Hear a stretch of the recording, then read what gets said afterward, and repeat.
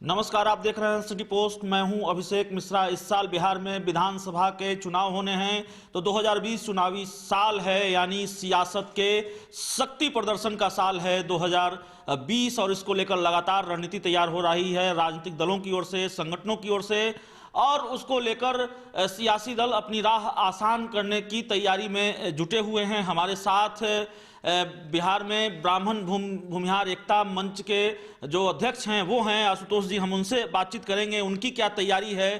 और एक जो जानकारी हमारे पास है कि पूरे बिहार में एक बड़ी यात्रा की तैयारी है, उस यात्रा पर भी बातचीत करेंगे। तो तमाम तैयारियों पर हम बातचीत करेंगे। आशुतोष जी, आपका स्वागत है सिटी पोस्ट में। यात्रा के बारे में हमारे पास जानकारी है, वो क्या यात्रा है इस चुनावी साल में बड़े पैमाने पर आप यात्रा निकालने जा रहे हैं?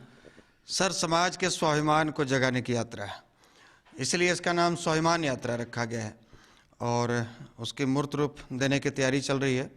संभवतः 21 फरवरी से यात्रा शुरू होगी और बिहार के सभी जिलों में लगभग, और पहले चरण में 55 विधानसभा में हम लोग ये जनसंपर्क करेंगे, ये यात्रा निकालेंगे। 21 फरवरी से यात्रा शुरू होकर 23 अप्रैल तक लगातार 2 महीने तक यह स्वाभिमान यात्रा चलाई जाएगी। इसके पीछे उद्देश्य यह है कि हमारे स्वाभिमान को ठेस पहुंचाया गया है, हमारे स्वाभिमान को आघात पहुंचा है, और हमारे पूर्वजों ने भी स्वाभिमान की लड़ाई लड़ी है और हम भी उसी क्रम को आगे बढ़ाते हुए अपने स्वाभिमान की लड़ाई लड़ेंगे। विगत दिनों आपने देखा होगा, पटना के गांधी मैदान में 7 नवंबर को लाखों की संख्या में ब्राह्मण भूमिहार समाज के लोग एकत्रित हुए, इतिहास में पहली बार, और अपने अधिकार के लिए अपनी आवाज़ को बुलंद किए। सरकार के समक्ष पहली बार कुछ मांग रखे। अब तक तो दानवीर कर्ण की तरह हम बिना शर्त का इनको समर्थन करते आए, चाहे कांग्रेस को समर्थन किया या बीजेपी को, लेकिन किसी भी राजनीतिक दल में इतनी हिम्मत नहीं हुई ये पूछने की कि भाई पहली बार ये लाखों की संख्या में ब्राह्मण भूमिहार समाज के लोग आखिर क्या चाहते हैं, इनकी मांग क्या है, यह जानने का भी प्रयास किसी भी राजनीतिक दल ने नहीं किया। यहाँ तक कि जो हमारे वोट को बंधुआ मजदूर जो हमारे समझते हैं, जो बपौती समझते हैं, वह भी हमारी बातों पर गौर करने का प्रयास नहीं किया, या पूछने का या जानने का कोशिश नहीं किया कि आखिर आप लाखों की संख्या में क्यों एकत्रित हुए। तो भैया, इसका मतलब साफ है कि आपको हमारे वोट की आवश्यकता नहीं, आप हमारे स्वाभिमान के साथ खेलना चाहते हैं। तो हम उस समाज से हैं जो सर कटाना जानते हैं, सर झुकाना नहीं जानते हैं। विशुद्ध रूप से आपकी जो यात्रा है, जिन तैयारियों की बात आप कर रहे हैं, जो भी यात्रा है, वो यात्रा विशुद्ध रूप से चुनाव की तैयारी है। चुनाव पर भी हम आएंगे, लेकिन चुनावी साल में चूंकि यात्रा है तो सवाल वाजिब हो जाता है, ये चुनाव की तैयारी है या फिर वाकई कोई बड़ा ठेस पहुंचाया गया है जिससे आपको इतने बड़े पैमाने पर यात्रा निकालने की जरूरत पड़ी? वो क्या है जिसकी वजह से आशुतोष जी इतने आक्रामक हैं कि पूरे बिहार में यात्रा निकालने जा रहे हैं और इस तरह के फिर आरोप लगा रहे हैं? सर, हर 5 साल में 3 चुनाव होते हैं। अभी 2019 में लोकसभा चुनाव हुआ, 20 में विधानसभा चुनाव और 21 में पंचायत चुनाव है। तो चुनाव तो आते जाते रहेंगे, लेकिन हमारा स्वाभिमान बचना चाहिए, स्वाभिमान रहना चाहिए। हम समाज को संगठित करेंगे, और इस महारैली के बाद हमें यह एहसास हुआ कि अगर दलित समाज का, पिछड़ा समाज का, मुसलमान समाज का, या किसी भी अन्य पिछड़े वर्ग का, दलितों का अगर ये सम्मेलन होता तो निश्चित रूप से केवल मुख्यमंत्री जी ही नहीं, विपक्ष के नेता भी और प्रधानमंत्री जी भी और सोनिया गांधी और राहुल गांधी जी भी उस पर स्टेटमेंट देते, उनकी बातों को सुनने का प्रयास करते, और अपने अपने वोट बैंक बनाने के चक्कर में आपाधापी में लग जाते कि भाई हम आपके हितैषी हैं, हम आपके हितैषी हैं। लेकिन आज भूमिहार, ब्राह्मण, राजपूत, कायस्थ, शेख, सैयद, पठान, ये 7 जाति जो सवर्ण जातियां जो जनरल कास्ट में आते हैं, इनके लिए, इनके जहन में जितने भी राजनीतिक दलें हैं उनके जहन में है कि ये जाएंगे कहाँ।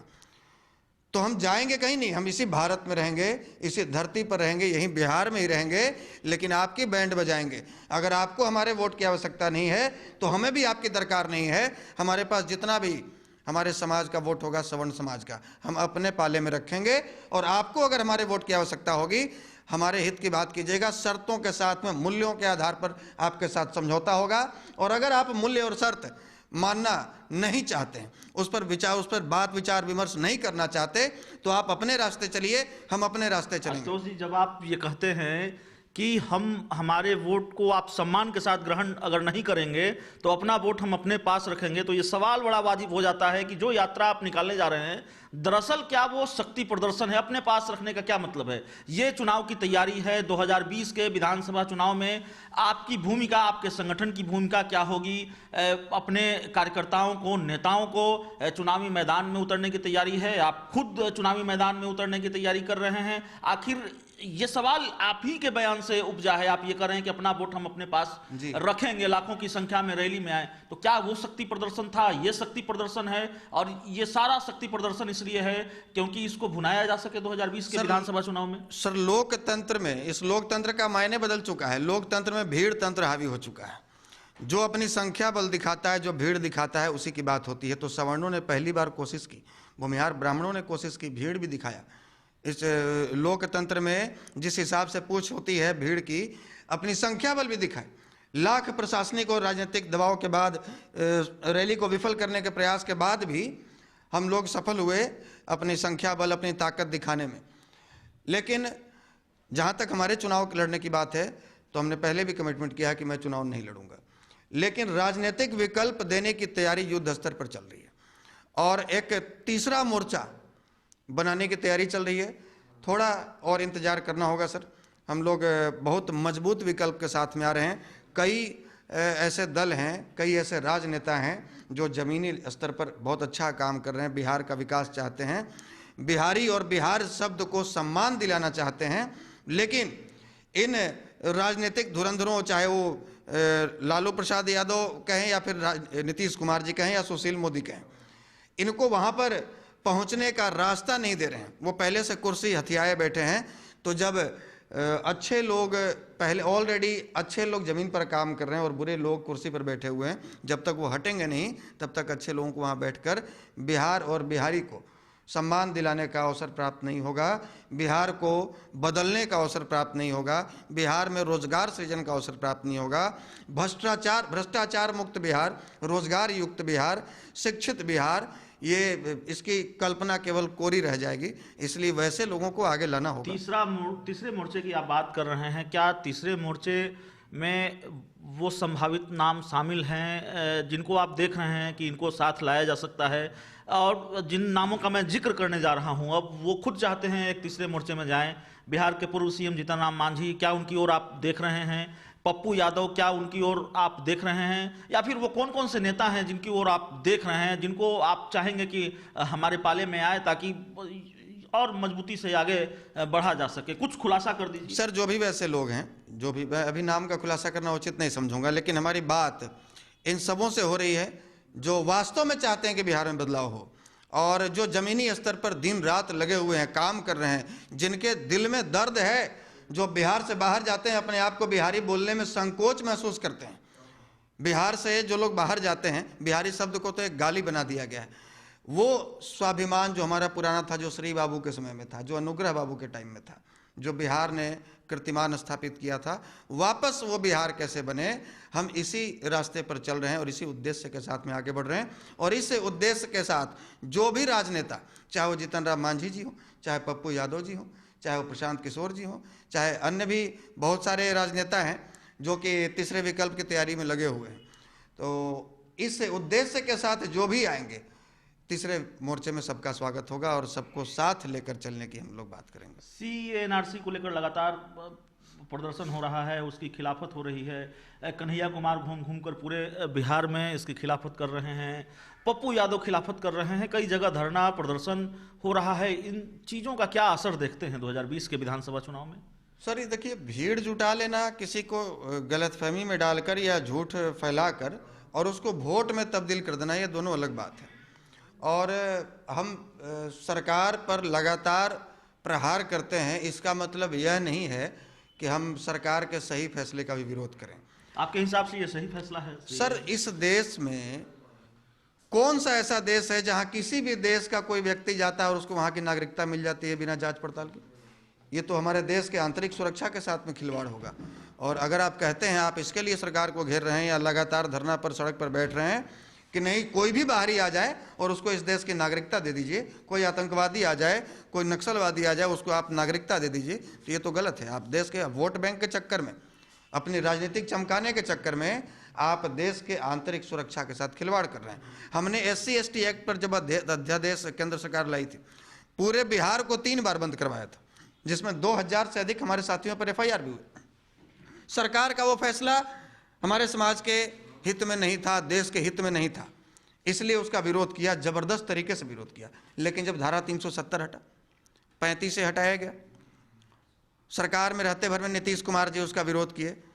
हमने नीतीश जी के खिलाफ जाकर केंद्र सरकार का समर्थन करते हुए और बिहार के 25 जिलों में नीतीश कुमार का पुतला दहन करवाया। आज CAA NRC पर जो फैसला केंद्र सरकार ने लिया है, हम उसका स्वागत करते हैं। आखिरी सवाल है आशुतोष जी, और आखिरी सवाल में ही एक सवाल है, सवालों में सवाल है, 2 सवाल है आखिरी हमारा। एक तो सवाल यह है कि बिहार की कितनी सीटों पर आपकी नज़र है, यानी अगर आप चुनाव नहीं लड़ेंगे, जाहिर है आप कह रहे हैं कि एक विकल्प देने की तैयारी में हैं, तो आपके जो उम्मीदवार होंगे वो चुनाव लड़ेंगे, इससे तो ये स्पष्ट है। तो कितनी सीटों पर आप अपने उम्मीदवार उतारेंगे? और दूसरी बात यह है कि चूंकि CAA NRC को लेकर आपकी राय इतर है विपक्षी पार्टियों से, तो क्या सरकार बनने की या फिर किंग मेकर की भूमिका में हुए? कई बार सियासत भी क्रिकेट की तरह अनिश्चितताओं का खेल है, कब कौन किंग मेकर बन जाए ये कहा नहीं जा सकता। बिहार ने भी इसको देखा है, देश ने भी इसको देखा है। तो जब किंग मेकर बनने जैसी स्थिति आई, सवाल जरूर अगर मगर का है, लेकिन अगर वैसी स्थिति आई तो क्या आप BJP के साथ चले जाएंगे, NDA के साथ चले जाएंगे, मदद करेंगे?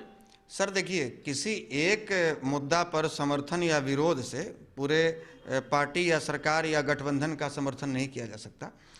वैसे बात जहाँ तक किसी के समर्थन या किसी के विरोध की है, तो हमारा शुरू से यह मानना है कि हम न पप्पू को सपोर्ट करेंगे न गप्पू को सपोर्ट करेंगे। जो सवर्णों की बात करेगा वही सवर्णों पर राज करेगा। तो कितनी सीटों पर तैयारी है, कितनी सीटों पर उम्मीदवार उतारेंगे? सर सबसे पहले तो कोई भी ऐसा राजनीतिक व्यक्ति अगर पॉलिटिकल विकल्प देने की बात करता है, तो सबसे पहले बिहार से अगर एक स्टेट लेवल में बात करें तो बिहार के 243 सभी विधानसभा सीटों पर वो बात करेगा। बाकी फिर आगे जब तीसरा विकल्प बनेगा, गठबंधन की बारी आएगी, थर्ड फ्रंट बनेगा, उसमें फिर सीटों का चयन किया जाएगा, बंटवारा होगा। वैसे फर्स्ट 55 पहले 55 विधानसभा जो हम पहले चरण में रखे हैं, इसको कंप्लीट करेंगे, उसके बाद दूसरे चरण की जो यात्रा शुरू करेंगे अन्य सीटों पर। मतलब विधानसभा की जिन 55 सीटों पर आप यात्रा निकालने जा रहे हैं, वो आपकी प्रायोरिटी जो भूमिहार ब्राह्मण और सवर्ण बहुल जो क्षेत्र हैं, वो आपकी प्राथमिकता में है। और अगर कोई सहमति नहीं बनी दूसरे दल के साथ तो 243 विधानसभा, और अगर सहमति बनी तो फिर 55 सीटों के अलावा बाकी जितने सीटों पर सहमति बनेगी आप उतने सीटों पर अपने उम्मीदवार उतारेंगे। वो साथ बैठकर वो बात करेंगे। तो बिहार को एक नया राजनीतिक विकल्प देने की तैयारी में हैं आशुतोष कुमार, और बड़ी यात्रा निकालने जा रहे हैं। बिहार विधानसभा की 55 सीटों पर इनकी यात्रा होगी, और 2020 में जो इनकी तैयारी है, जो इनका प्लान है, उस पर हमने पूरी बातचीत की है। और बिहार की सियासत में अभी जो सवाल सबसे प्रासंगिक है, उन सवालों पर हमने बातचीत की है, और तमाम सवालों के बेबाकी से जवाब इन्होंने दिए हैं, जैसा कि इनका अंदाज और मिजाज है। अगर आपको ये इंटरव्यू अच्छा लगे, आशुतोष जी की बात अच्छी लगे, तो इसे अपने दोस्तों के साथ खूब शेयर कीजिए। हमारे यूट्यूब चैनल को सब्सक्राइब कीजिए, बेल आइकन जरूर दबा दीजिए, ताकि हमारी खबरें सबसे पहले आप तक पहुंचे। प्यार, समर्थन और सहयोग के लिए बहुत बहुत धन्यवाद।